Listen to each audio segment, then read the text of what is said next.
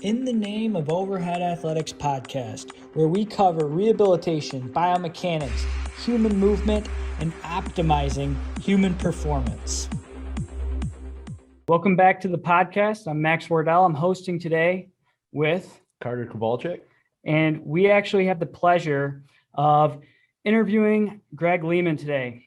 Greg is really got a huge resume as far as education and clinical experience. He's got an interesting background as both a chiropractor and a physical therapist and a strength coach. And he was able to study under Stu McGill in biomechanics around the spine. So we'd like to welcome you to the podcast, Greg. Yeah, thanks for having me.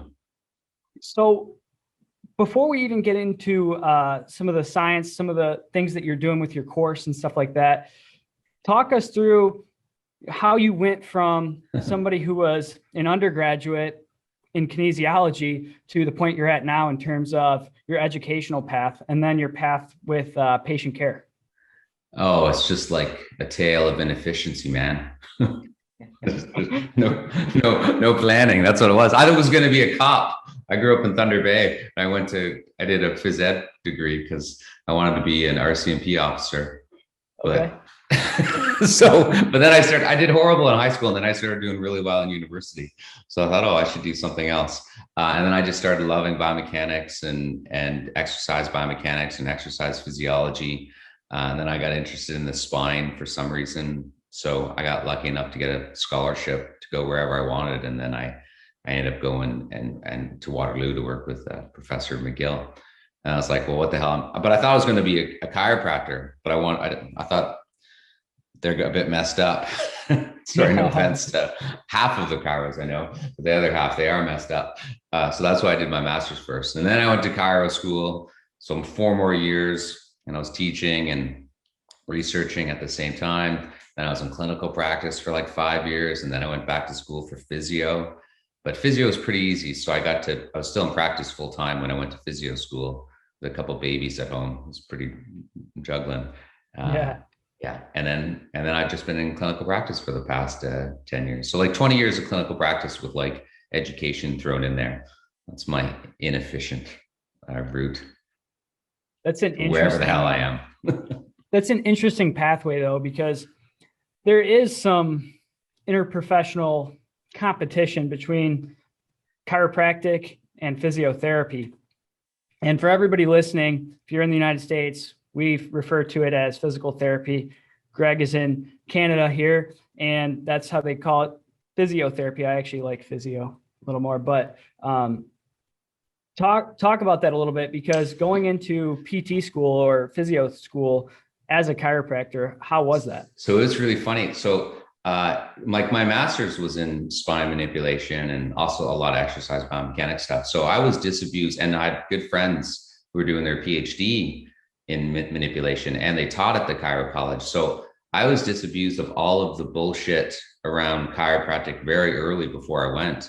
And the training in Toronto was also very rigorous. You didn't talk a lot. You didn't talk about the bullshit that's associated with chiropractic. Like 20 years ago, we were saying, the PIVMs and PAMs that people, you assess a joint, say if it's out of place and the SI joint isn't moving or stuck and upslip. That was taught at school in chiro, but we were also shown the literature showing that it wasn't valid. So they had to teach you, but at the same time, they're saying, you can't feel this. I remember a chiro that trained me in manipulating the back. He'd be like, he'd crack both sides. They're like, don't you decide where to crack it based on what you feel? He's like, fuck it. What's good for the left is good for the right. So. And then, so it was very rigorous evidence-based wise. And then when I went to physio school, they were like, Greg, come show us how you specifically manipulate L2 on L3 and how you lock it from the bottom or the top and how you assess what joint is stuck. And I'm like, you can't, you just roll them on their side and crack them and maybe you'll get something. The dudes who did their PhD with me when I did my master's, that was their research. That was Kim Ross's stuff. That was 20 years ago, where you couldn't be like, you can't be specific to what segment you want to manipulate. So it was pretty shocking when I went to physio school and they were teaching us the old outdated stuff. that wasn't being taught at the chiro That is school. interesting. Yeah, it was really neat. So manipulation, Yeah. when Whatever. would you use or when would you apply some sort of high velocity technique? When would you really avoid it? And what would you avoid? So 20 years ago, we would just do it, you know, when we were drunk and we'd reach across the restaurant table and light up someone's spine. But like it was so we were nuts. Like we just taught ourselves. I did so many neck cracks in my second year, like at a bar. It was so bad. I'm not condoning this. Don't do this.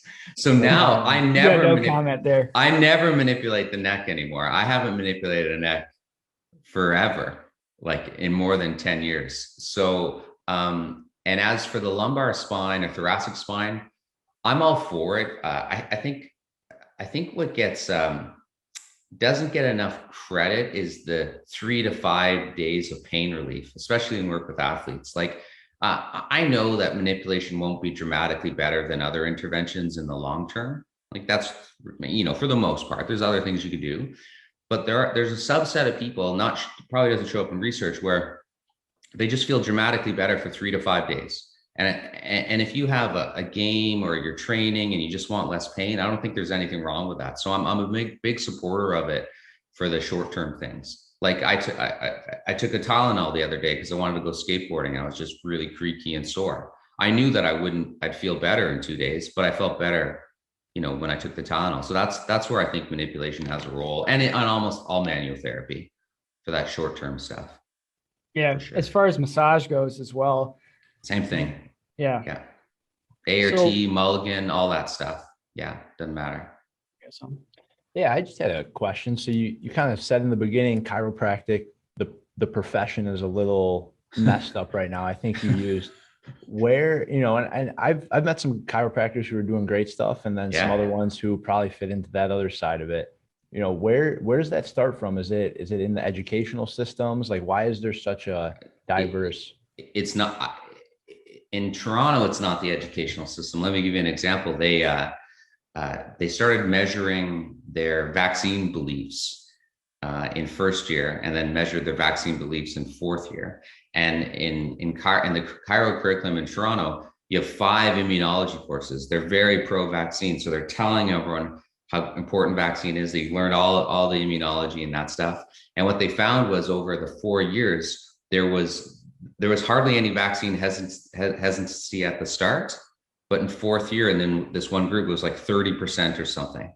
Like they had, so it's despite all the education. And so it's not the education. What happens is outside groups come in, or outside training, or the chiro they know back home. I think that's what influences people. Like they come in, it's outside stuff. It's not the formal training. Interesting. Right. It's all these extra seminars you can take on like how to have 1,000 patient a week practice, you know, and all the bullshit things that you do. And you take an x-ray and you have a whole sales team to point out all the shit and the stages of degeneration. It's so fucking dodgy. Yeah. I hate it. You know, that's why I switched professions.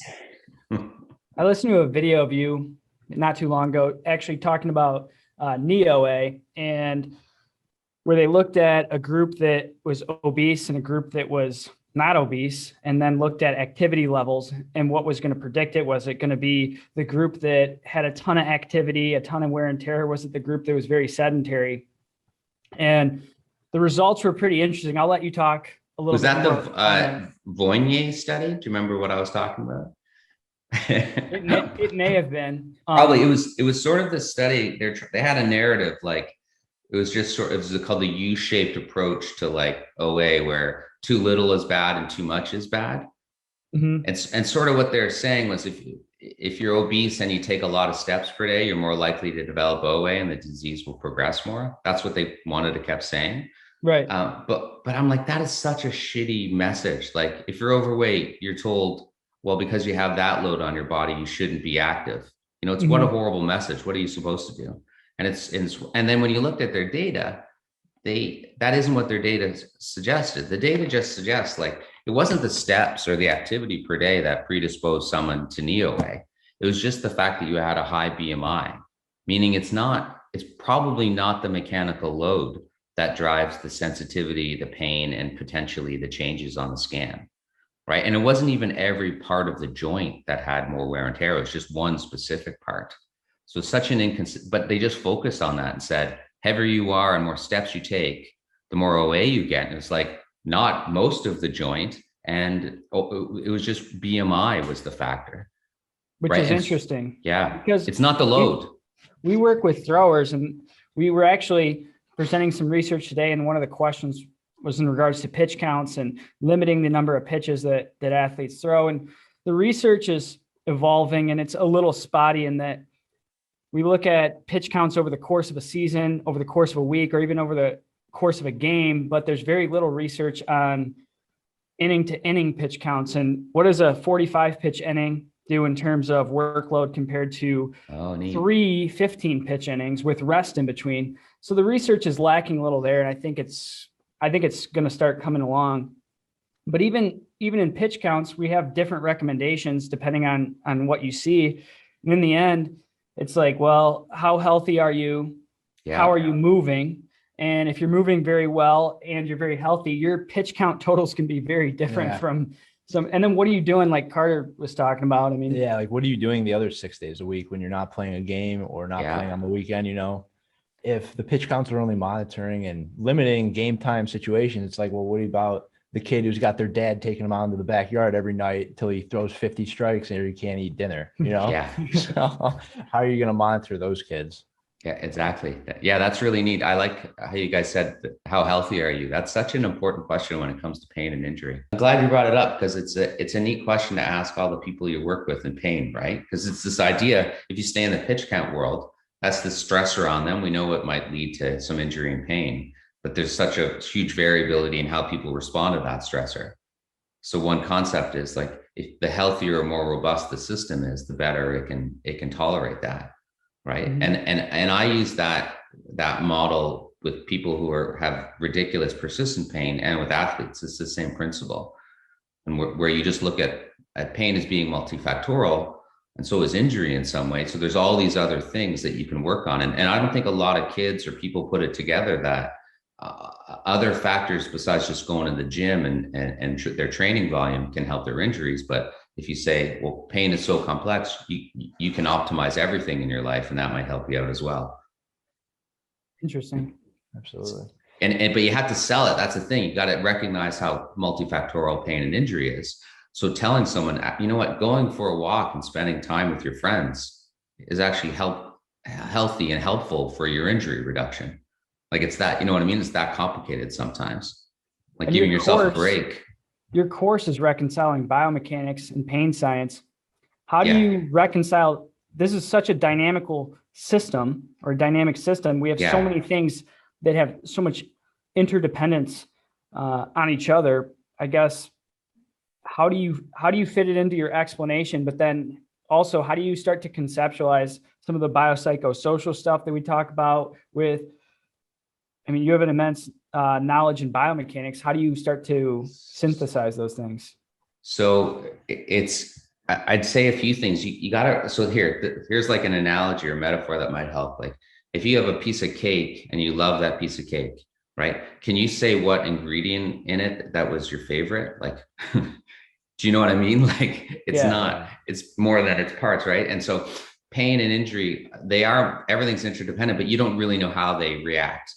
Right. You have no idea. And when someone is injured, you don't know what is the most important thing to get them better, because it is all an interrelationship. So what's kind of cool, like 15 years ago, I'd probably be more rigid in judging how other people treated someone, because I would think, oh, this is how you get better. This is the right way. If you don't follow my philosophy, then you suck.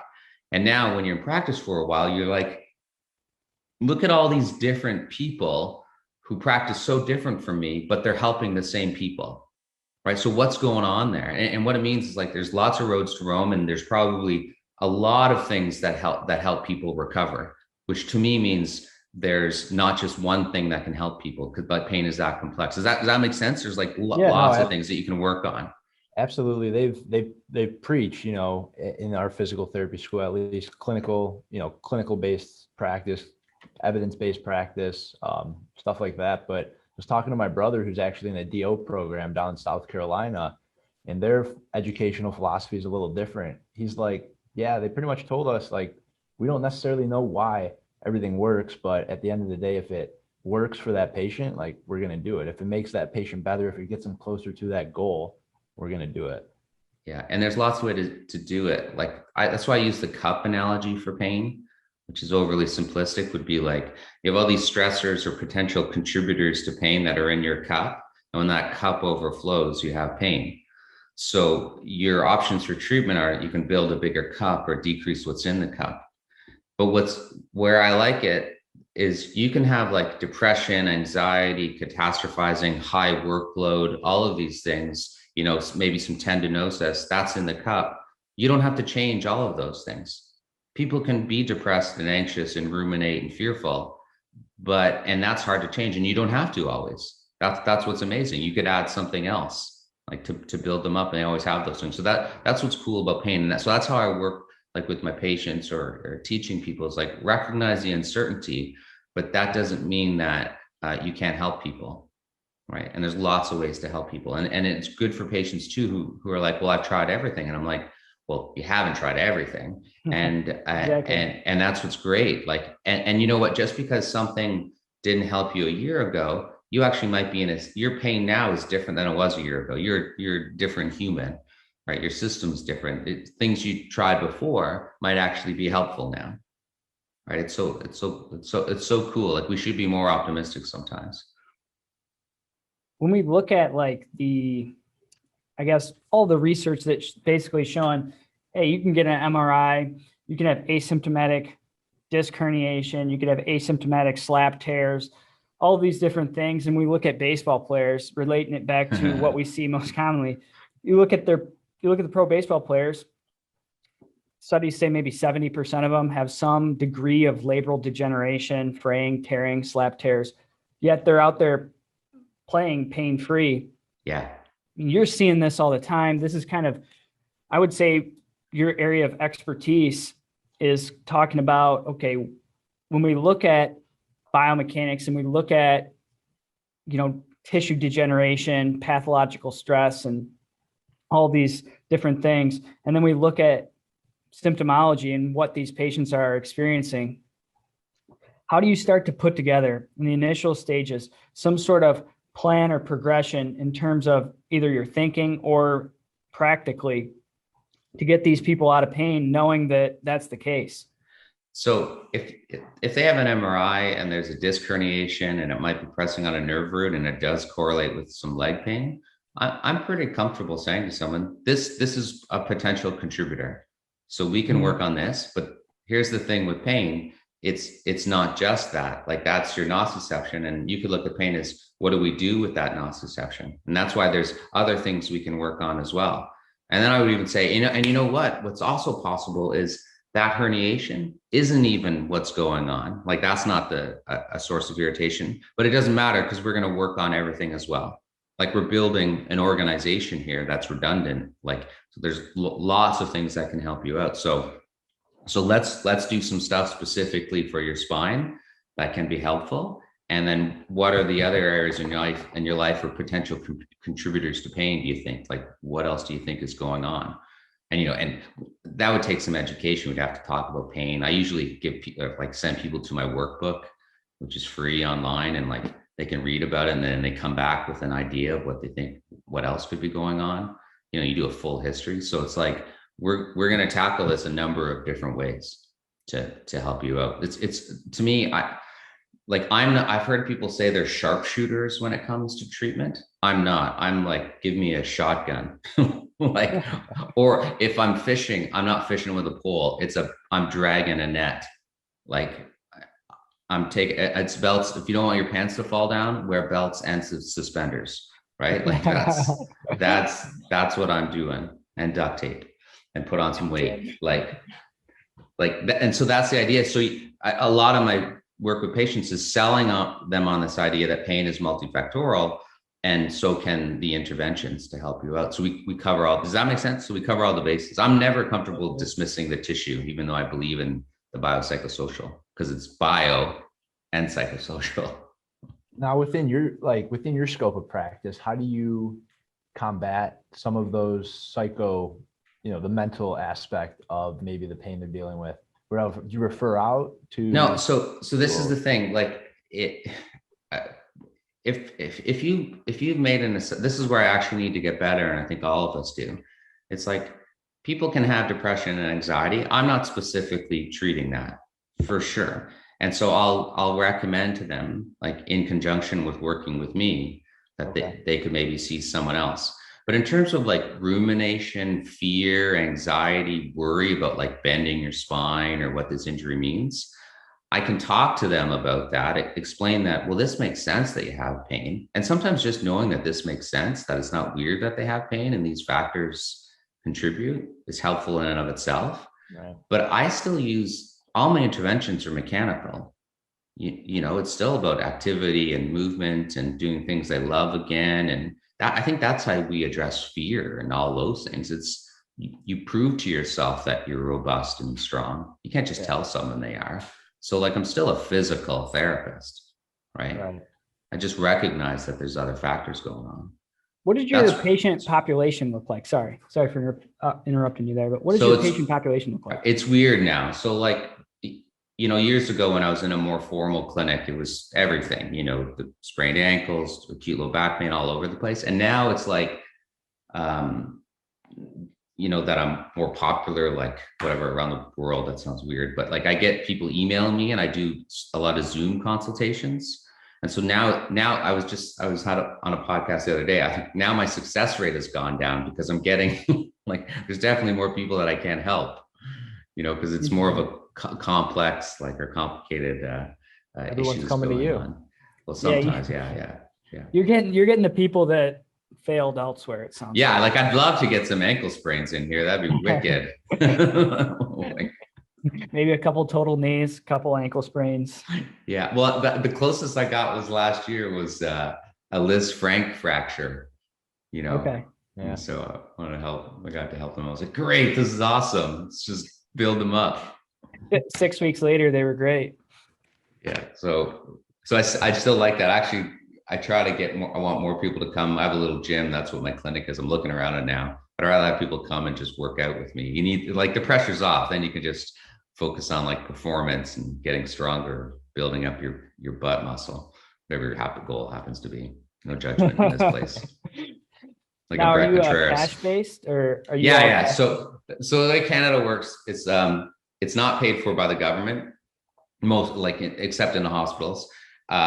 And people have insurance, but they just pay me and then I give them a receipt and they submit it to the insurance company. So I think that's kind of, I don't know if that's what you guys do. Nope. No. Maybe we need to come to. Yeah.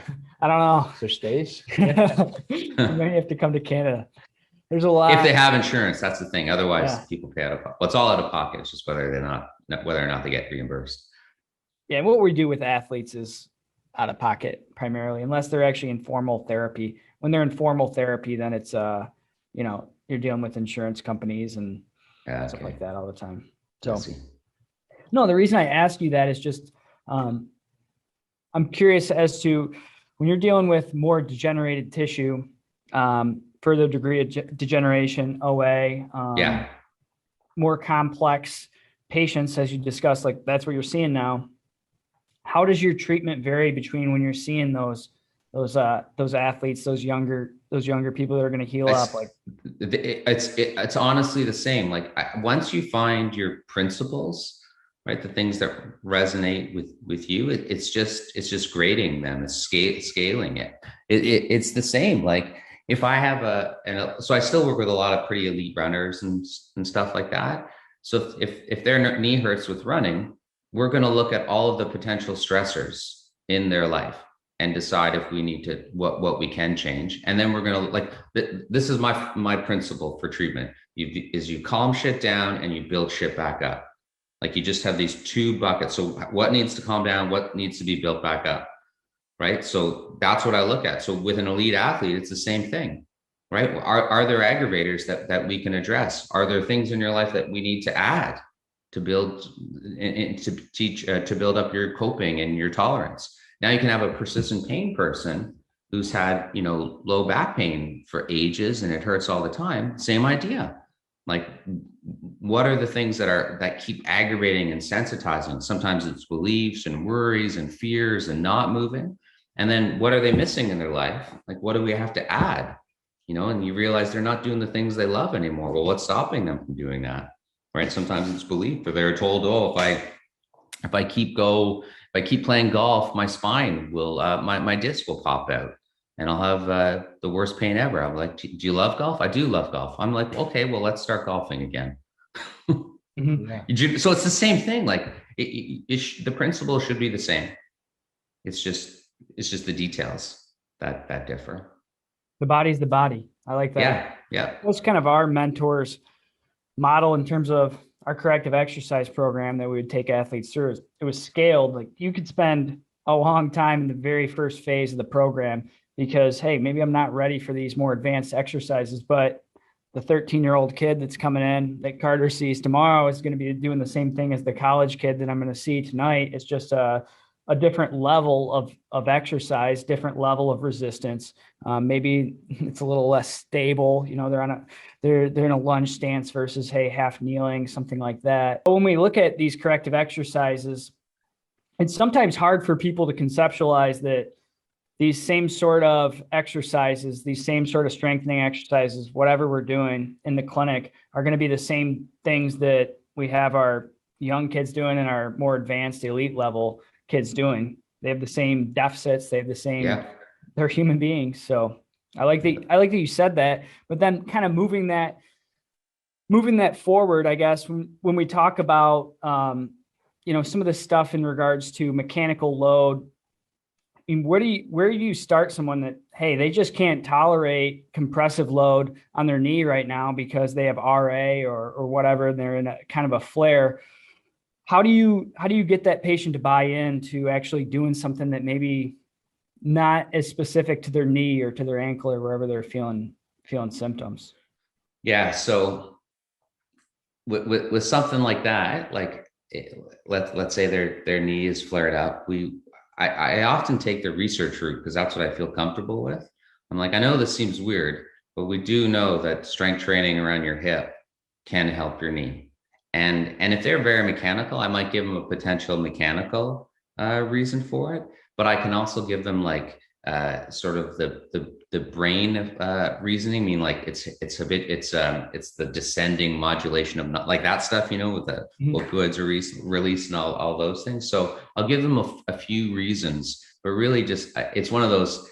I know it seems weird, but it does seem to help. Really simple explanations. There's nothing magical there. And then I say, what's kind of surprising too, even though you're working your hip, you are putting some stress on your knee, right? When you do these hip exercises, or what I often do is sneak in knee exercises by giving them calf raises when they lean against the wall and their knees slightly bent. And I call it a soleus exercise. But what are you doing at the knee when you're doing that? You're altering position. You're altering compressive load. You're doing a ton of stuff. So you're loading up the knee, right? But your focus is different. So you do stuff like that. But I usually try to find some activity still for the knee so here the principle is like the body responds positively to stress. We just got to get the right dosage right now. So I know your knee hurts, but we still want to load it up. It seems odd. And then people might not resonate with them, but I'm sure they have an uncle or an aunt who got a hip replacement. And what did they do the first day in the hospital? They got up and walked. Yeah. Like when you're sore in the morning lying in bed, what do most people like to do? Like, it's sore when you first get up, but you walk around for 20 minutes, you feel better.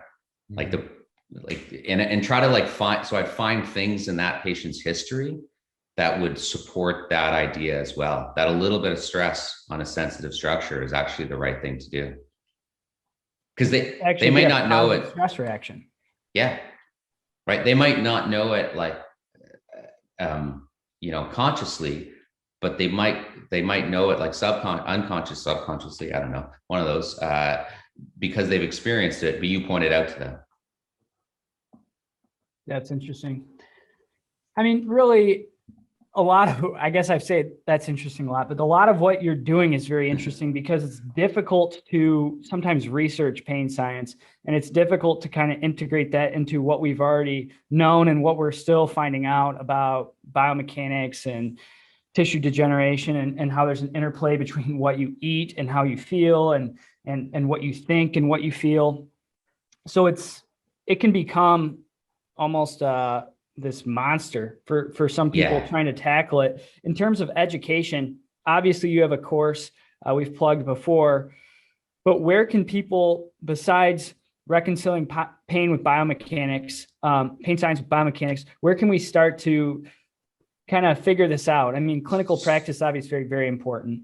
So the reason I wrote my book, the Recovery Strategies book, and the reason it's free is because I want everyone to have it. Like that's the best place to start. And it's 71 pages, but it's really designed that every page can be printed and be its own useful infographic.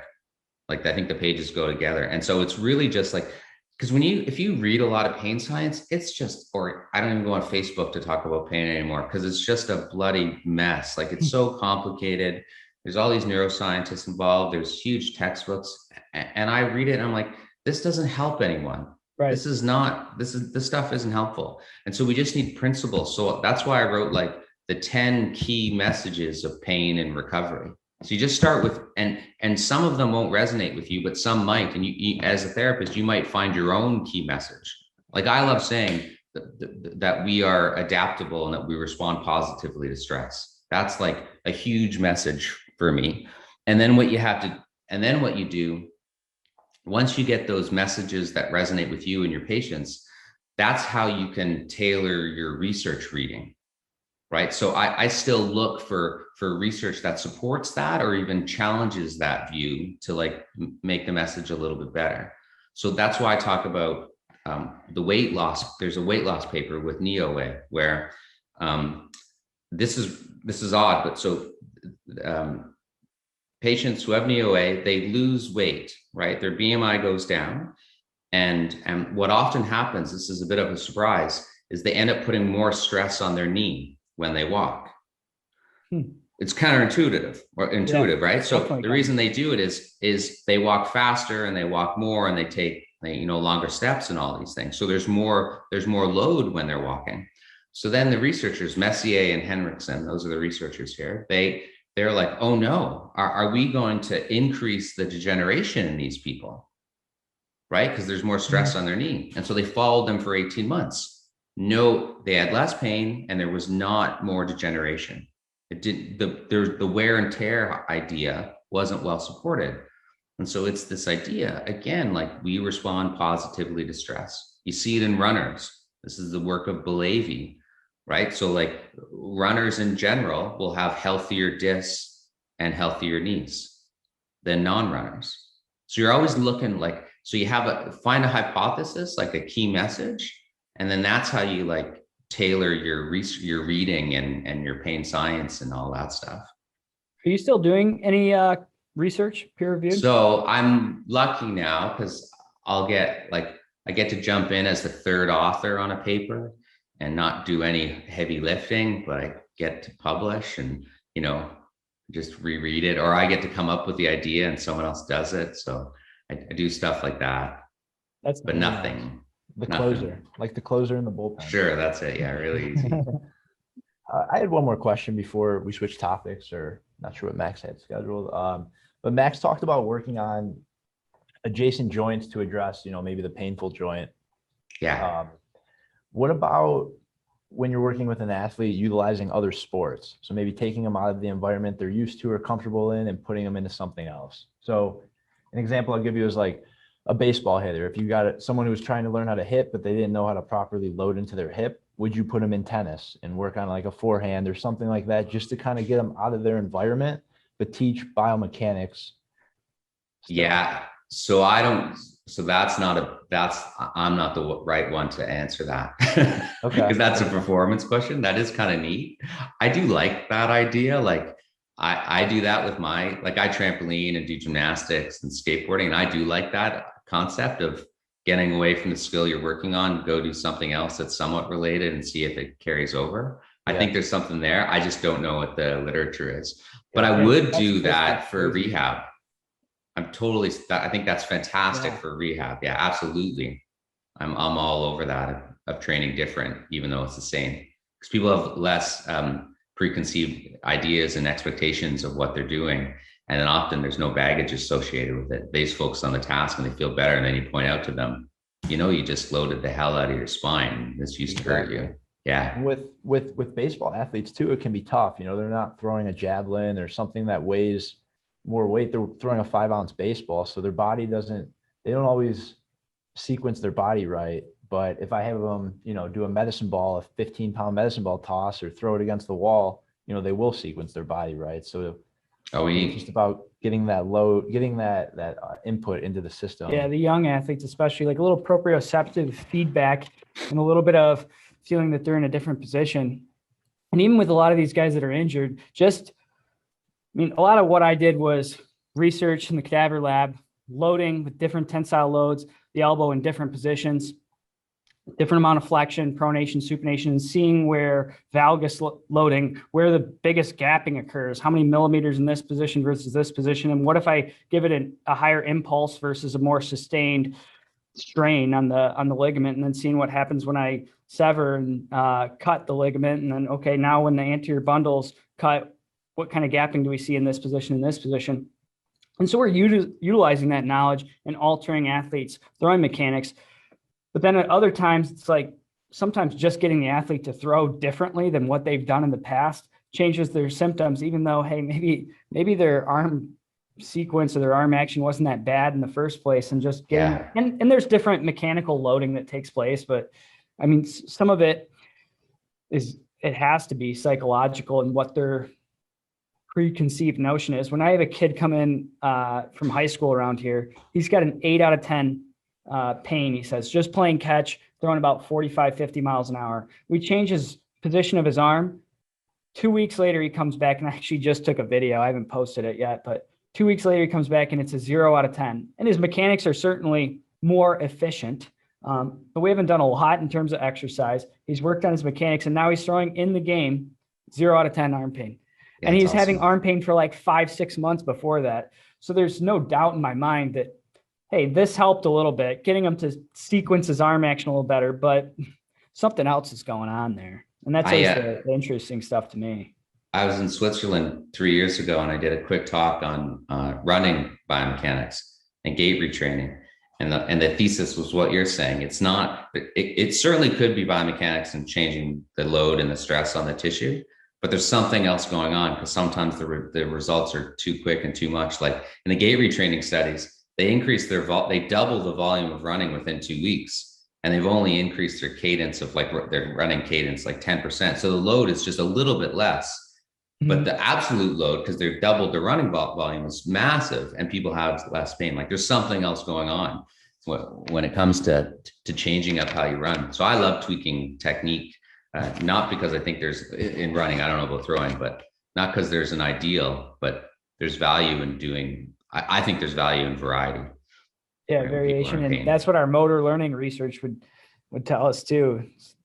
Randomization, variation is the key to skill acquisition a lot of times, especially in baseball. It's so monotonous. And I'm guessing similar in running, although I'm not a big runner, but so monotonous. It's like you're just throwing the same way, same distance, especially if you're a pitcher. Yeah, but you know what I think so people talk about adding variety in running, and maybe they do this with throwing as well. But I think a coach through the years, good coaching, even 50 years ago, this is what I mean about principles. We haven't really changed anything in running biomechanics, and coaching in 100 years, but maybe 50 years. A good coach would put in variety accidentally, because you have a session on the track, then you have a long, easy run in the trails, and then you have a tempo where you run fast, and you have drills and strides in there, and then you have some other easy run where you run with your buddies in different shoes. So by accident, good training leads to variety in how to break up the monotony. And so I wonder if that happens with kids and throwing, especially if you're playing multiple positions and stuff like that. I would think so. As they get older, though, I think that dissipates. Like I have high school kids that don't play another position. They play one sport. Oh, It's baseball, and they throw 60 feet, 6 inches with a 5.5 ounce ball from the same mound all winter on an indoor mound. And then they go oh outside no. and they're throwing on the dirt mound and they're doing the exact same routine. They don't Everything's the same. play around. Like I was going to ask you guys, can someone stand on home plate and throw 300 feet like out to the wall? What's the lowest you could throw the ball? Oh, that's a good question. I was always curious, like if you just took a picture, how far will that ball go if it never goes above 7 feet, or you know what I mean? Like, could you? I think Nolan Ryan said he could throw it 135 or 140 feet, but I'd have to refer to somebody. You know what I mean? Like if you're in a fast.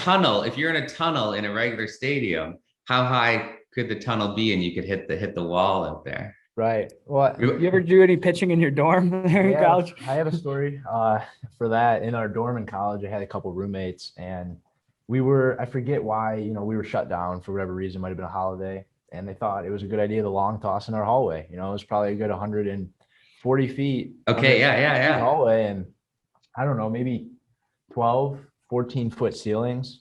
And honestly, I was shocked nothing went wrong until they were bringing it in about 5 feet apart. And the guy went to just flip the ball. It flipped out of his hand, hit the sprinkler, and flooded the whole building. Yeah.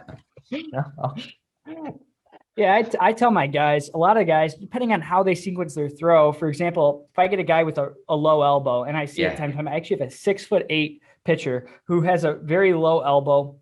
He doesn't acquire much external rotation in the throw. And interestingly, he's in because he started in therapy with pars fracture, I think L5, and he's having back pain during throwing. So we're working on his whole sequence of his throw, and he's doing a little bit better. I've been working with him for about a week and a half, but he had this low elbow position. So we talked about what he's doing in terms of throwing, and he's throwing on this upward arc, long toss.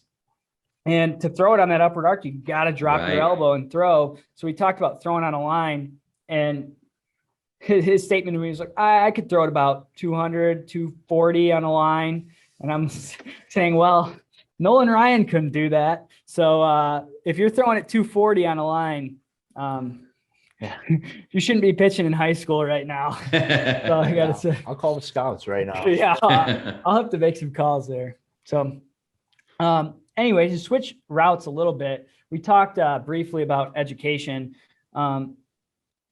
You went a very interesting educational route. And that's actually when I was looking at some of your stuff, when I first came across you, maybe a year, 2 years ago. This is interesting. This guy's got something that's very different than everyone else in the field. What do you suggest? I mean, I guess, what do you suggest for newer, we're younger guys? Where would we go with education? Where would we go with our research? What can we do to cut a couple steps out? What have you learned along the way that some younger guys like us and maybe even older people who are looking to learn would go? Maybe what you have learned from, the inefficient path you took to get there, do you recommend exploring it like that and it wasn't a bad thing, or would you recommend getting more to the point? Yeah, get more to the point. You know what? Right now, I think Twitter is really the best continuing education out there. There's so many people that will talk to you and they ask questions of, and the good people will take their time and answer if you're genuine in your questions. So it's good. And then I really recommend again, find your principles, ideas that you think are important for recovery, and then go try to disprove them with research. Like go read everything on that topic, build a case for it, build a case against it, and really understand the area. And then at the same time, be agnostic, because what you end up finding, it's so cool. Like, this is what I meant about many roads to Rome. You can see clinicians who seem very different, right? And you might even think that there's animosity online because they are different philosophically. But then you look how they practice and you're like, you guys are doing the same thing. You just don't realize it. You're squabbling and having debates over the icing on the cake, not the cake itself. You don't realize that the cake is exactly, a lot of cake references today. I never don't mean that, but it's like they're really the same, but they're squabbling over these little things. right? So like try to find those common threads amongst good therapies. What That's always my advice. what was your you went to in Toronto, you went to PT school in Toronto, correct? No, I was in Kingston, so it was Queens. Kingston. Okay. Yeah, I moved and then came back. So in Kingston, what was the manual therapy approach that you guys were big on, or the school was big on, or was it kind So of it's epic? they follow like the Canadian. There's like this what's called this orthopedic division in Canada, which kind of bothers me because they put the pinnacle of orthopedic practice to be neck manipulation, like that's level 5. Otherwise, you can't get this special designation. And I'm like, that's just ridiculous. That's like the easiest thing is to crack a neck.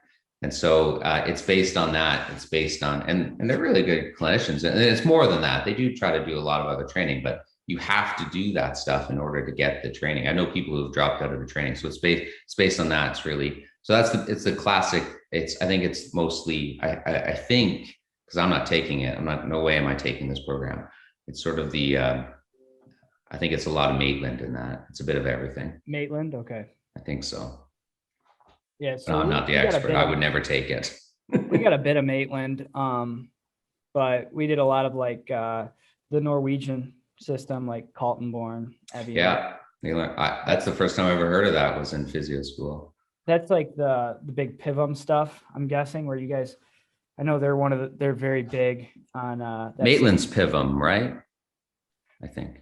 I don't know. Caltonborn's interesting in that it has a little bit of a couple approaches, and then I guess Stanley Paris was one of our actually the guy who was our research advisor on PT school. That was one of his mentors as well, and he took the Caltonborn Evian stuff, he took the Maitland stuff, and maybe a little bit of Mulligan, but mainly those two.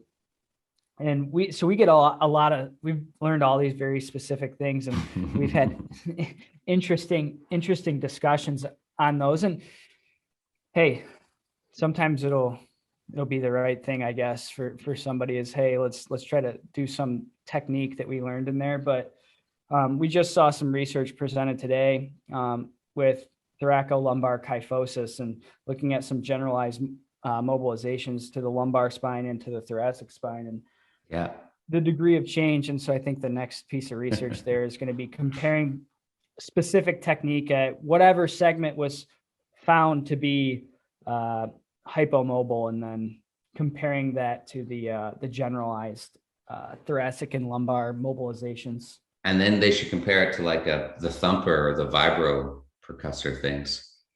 Oh, the percussive. You need to have that. Totally. You need to have a control group like that. I'm actually, if I was often get asked like what I would recommend manual therapy wise, the group I'm most impressed with is the Mulligan group, the mobilization with movement. Mm-hmm.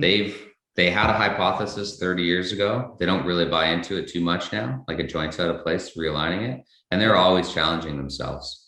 And it's super simple, and you can teach yourself the basics online on YouTube, probably take their courses as well to get a few more basics. They're really good at like, we don't know, try this, see how it goes. This has been helpful for me. What do you think? I've been really impressed with them through the years. Yeah, we'll have to check that out. Yeah, it's really, and it's nice too, because when it clicks, it's classics. I wrote a paper on this about symptom modification is the thing that is the common thread between so many therapies. So Mulligan is like, okay, show me what hurts. Okay, it hurts to do that. All right, well, let's try to do it this way. And you use something in your hands that feel better. Yes. Okay, let's keep doing it. You know, that's simple. Move it. Yeah. And like McKenzie and MDT is this similar idea. It's like, okay, it hurts to do this. Let's say it's flexion. Let's find the motion that feels better, the directional preference. Okay, do lots of those. Is the thing that hurts. The thing that hurt, does that feel better? Yeah. Okay, we'll do more of that. Yeah. You know, a neurodynamic technique hurts to do this, feels better to do that. Okay, do more of that. It's almost been bastardized, at least from where we come from, though, because of how much they simplify. You know, if it hurts, don't do it, and move a different way.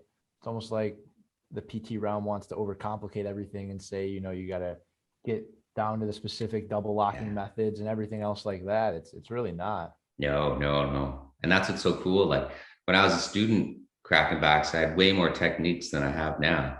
And every therapist I know who's been around, same thing. You just few ideas. And so that's why I'm always open to looking at how other people practice and be like, oh, you know what? That's a symptom modifier I could do more of.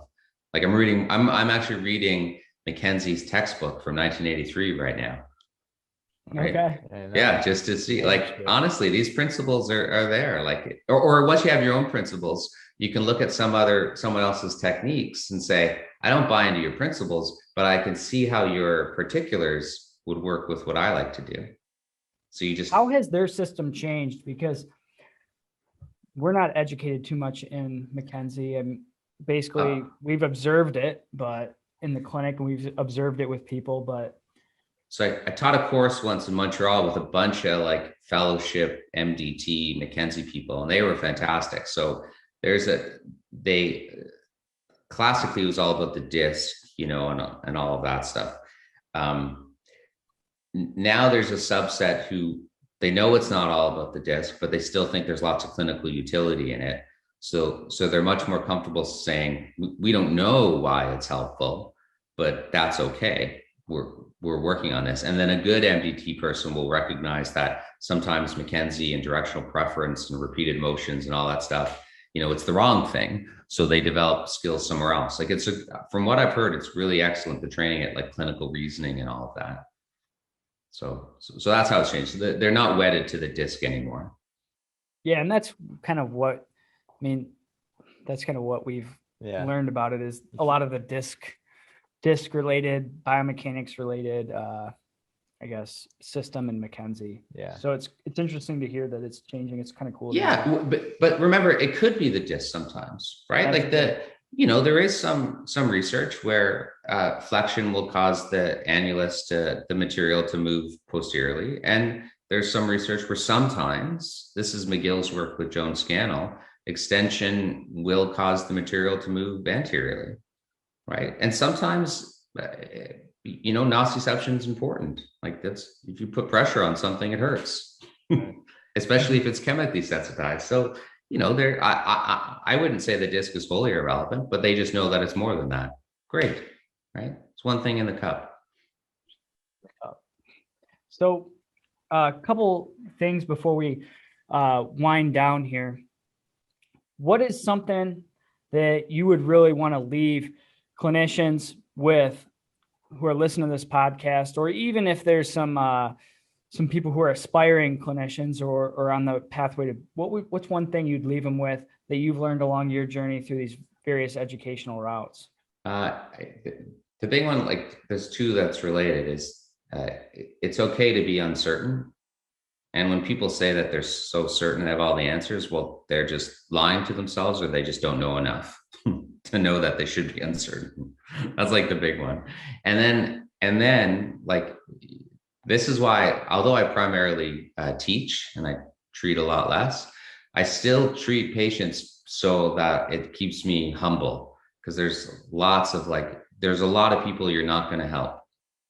Right. So, and then be open to sending them to someone else. Don't get your ego in the way. Like, it's just, you're not the right person at the right time for whatever reason.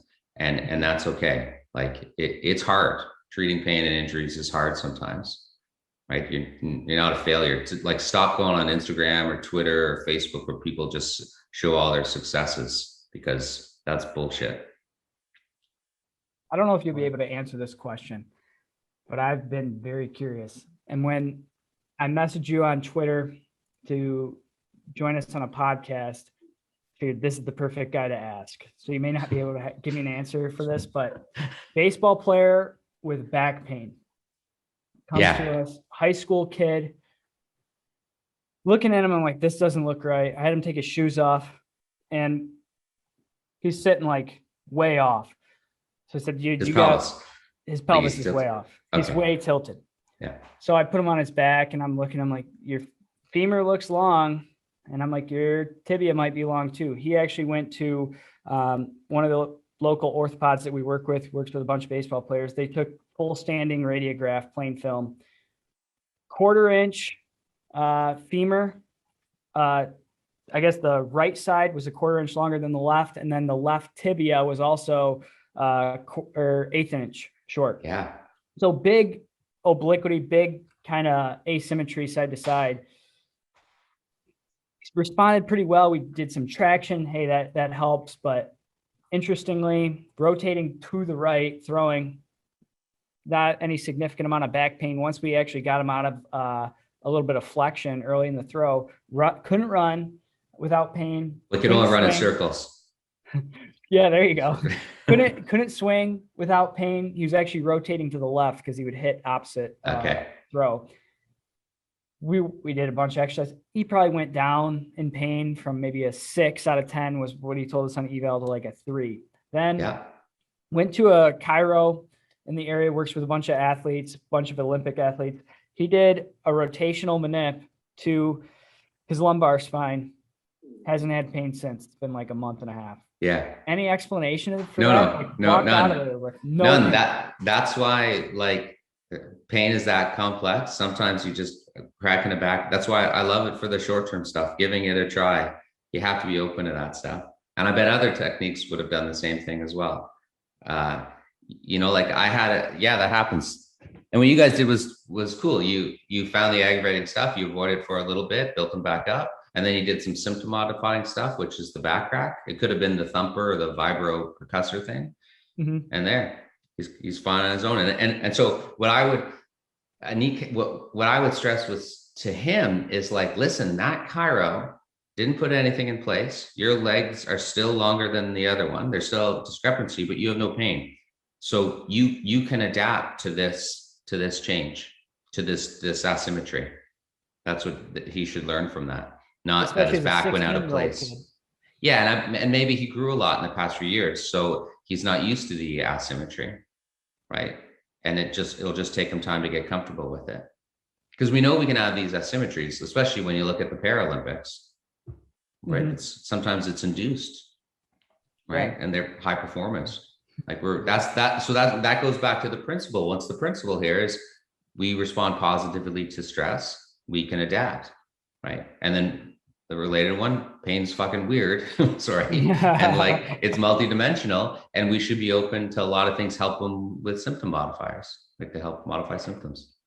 I love your approach with the maxims and with the principles, breaking it down to principles and then kind of expanding and deriving from there. I love that. So find your principles, and then where you get better is like how you apply them. Because maybe you have a principle and we have like, and this is, I'm speaking to myself, I have to get better at applying it to different people, right? So that's where technique comes in. Like, what's the right way to do this? What's the right way to frame it, Well, I want to thank you very much for coming on the pod. Reached out to you on Twitter and came right on. So this was awesome. Oh yeah, I'm easy. Yeah.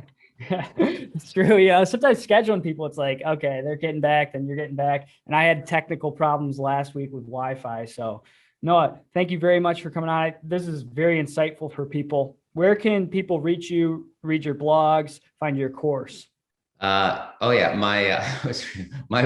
is greglehman.ca, and that's where the book is, the recovery strategies. There's some typos. I don't want any emails telling me about how many typos there are. We're clinicians. We're clinicians, not copy editors. It's free. How can people complain? Oh my God, I had this French person write me and say how unprofessional it was and all these things about the book. And I just wrote back, GFY. Yeah. I like Switzerland better. I like Switzerland.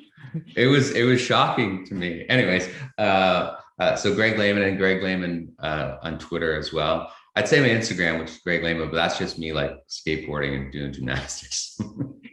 It's not, there's a little bit of clinical stuff, but. And I will say everybody needs to go on and follow him on Twitter, because there's always some interesting stuff on there, interesting conversations. I just saw the other day, you said you gave this presentation to all these MDs, and then you had a DO ripping you. Yeah, that was funny. Being a chiro with no investigation of who you were and the research you've done. So I forgot. It'll be entertaining if you follow Greg on Twitter, to say the least. Yeah, I think that guy kind of backed down a bit later. He's a bit more friendly and open. Yeah. Okay. Yeah. So that's the internet for you, though. But I'm Max Wardell in the name of Overhead Athletics. Carter Kowalczyk signing off.